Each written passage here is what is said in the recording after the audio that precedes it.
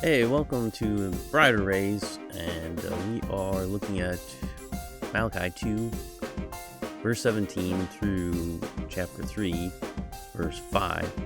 This study is called, Will You Be Ready for Me? Today's the introduction to our study. Now, last time we saw God, through the prophet Malachi, his messenger, condemn the people for profaning the covenant of their fathers. They had married the daughters of foreign gods, which God specifically commanded them not to do. Mixing faith in God with false gods was not acceptable to God, and they would be cut off due to this practice. Of course, they already knew that, but they went ahead and did it anyway. So that's what they were doing. And then there was another thing that they were doing. The second thing that they were doing was it may be in connection with the first one, is that they were faithless to their marriages. God brings two people together in marriage as a picture of Christ and the church. That's what we're taught in Ephesians. So, but they had destroyed that picture through divorce for any reason. They were commanded to guard themselves and not to be faithless, not to be treacherous towards their wives. Now, as we begin verse 17 of chapter 2, we have a transition to a new topic. We have a pair of new questions with the subsequent answer.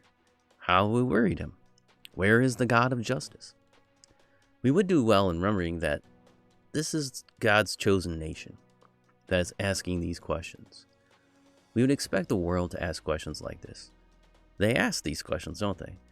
If God is so great, as you Christians say he is, then why does he care about me and my supposed evil? Why does he care about what we do? And if God is a God of justice, like you claim, then where is the justice? All I see is injustice.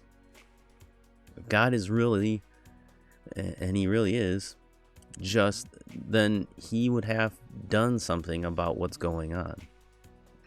But remember, this is God's chosen people who are asking these kind of questions. How have we worried him? Where is the God of justice? This is God's people asking that. You know, what had they not understood? What had they lost sight of? Did they know the answers to these questions already? Didn't God tell them? Well, the portion of Malachi that we're looking at has these answers.